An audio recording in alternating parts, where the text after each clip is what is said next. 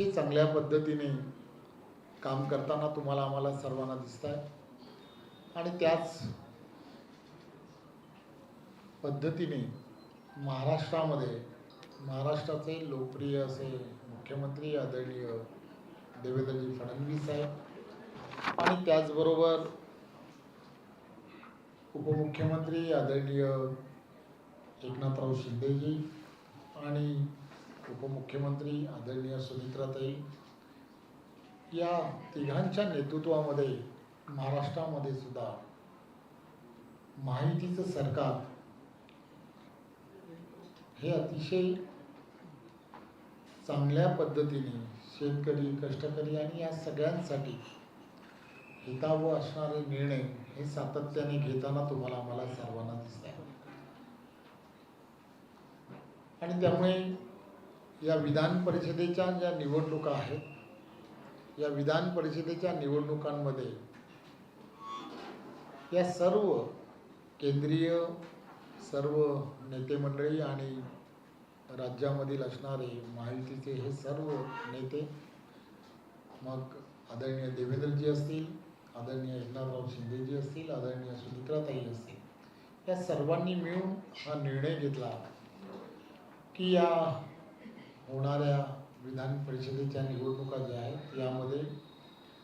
महायुतीमध्येच या सर्व निवडणुका या लढल्या गेल्या पाहिजेत आणि म्हणून आपण पाहिलं असेल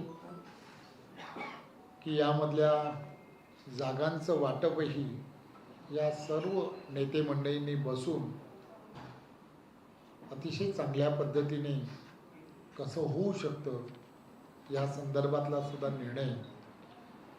हा गेल्या काही दिवसांमध्ये आपण पाहिलं असेल की 30-31च्या दरम्यान तो निर्णय घेतला. 1 तारखेला सर्व ठिकाणी महायुतीच्या सर्व उमेदवारांनी सर्व ठिकाणी अर्जही भरलेले आहेत आणि याची आपणा सर्वांना कल्पना आहे. 4 तारखेला फॉर्म विड्रॉलची वेळ आहे आणि 4 तारखेला फॉर्म बऱ्याच ठिकाणी विड्रॉलही होतील अशी परिस्थिती आहे.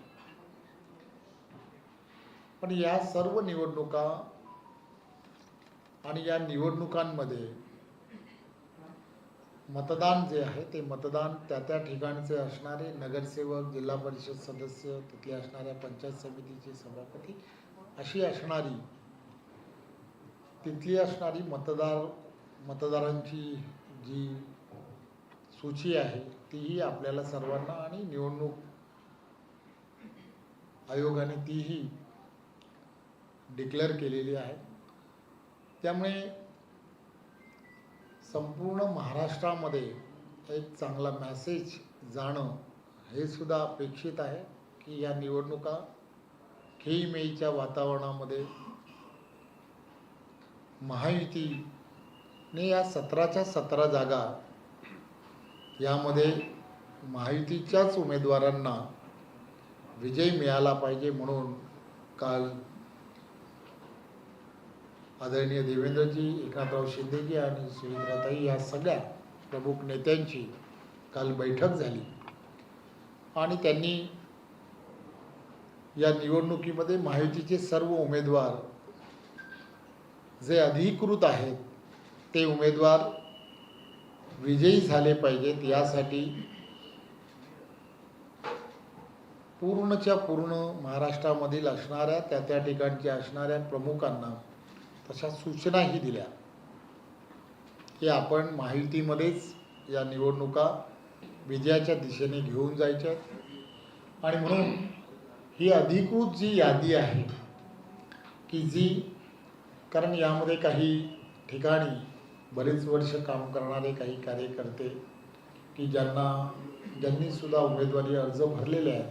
त्यामुळे मतदारांमध्ये संभ्रम होऊ नये आणि म्हणून अधिकृत महायुतीचे उमेदवार कोण या संदर्भातली तीनही पक्ष म्हणून एकत्रपणे आपण ते डिक्लेअर करावेत असे निर्देश हे तीनही नेत्यांनी कालच्या बैठकीमध्ये दिले आणि म्हणून आज ही पत्रकार परिषद घेऊन त्या पत्रकार परिषदेमध्ये त्या भागांमधल्या स्थानिक स्वराज्य संस्थांचे हे उमेदवार असतील येणाऱ्या काळामध्ये महायुतीचे, असं आजच्या या पत्रकार परिषदेमध्ये आम्ही घोषित करणार आहोत। आपण एकच गोष्ट लक्षात घेतली पाहिजे आणि माझी मतदारांना सुद्धा विनंती आहे की त्या स्थानिक स्वराज्य संस्थांमध्ये आपल्या पहिल्या पसंतीचं जे मतदान आहे, हे पहिल्या पसंतीचं मतदान त्या ठिकाणच्या असणाऱ्या महायुतीच्याच उमेदवाराला देणं हे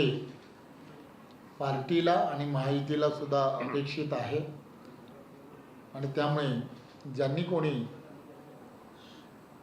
काही बंडखोर म्हणून काही अर्ज भरले असतील तर माझी त्यांना विनम्र विनंती आहे की त्यांनी वरिष्ठांशी बोलून, नेत्यांशी बोलून ते अर्ज मागे घ्यावेत अशी त्यांना विनंती। आणि येणाऱ्या काळामध्ये पार्टीसुद्धा त्यांच्या बाबतीमध्ये सकारात्मक येणारी महामंडळं असतील किंवा समित्या आहेत यामध्ये कुठेतरी पॉझिटिव्ह विचार करणाऱ्या याही संदर्भातला निर्णय हा कालच्या बैठकीमध्ये महायुतीच्या सर्व नेत्यांनी घेतला।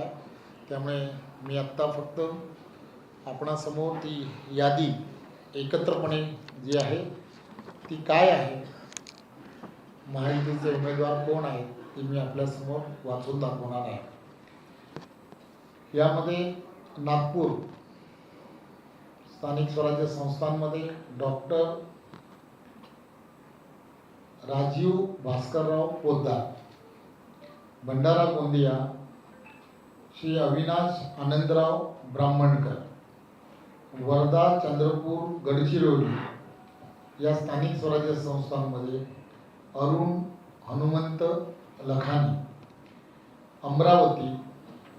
श्री प्रवीण रामचंद्र पोटे, सोलापूर राजेंद्र विठ्ठल राऊत,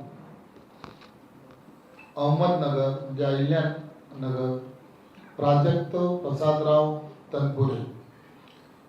जळगाव श्री नंदकिशोर भागवत महाजन, सांगली सातारा श्री धैर्यशील ज्ञानदेव कदम, नांदेड श्री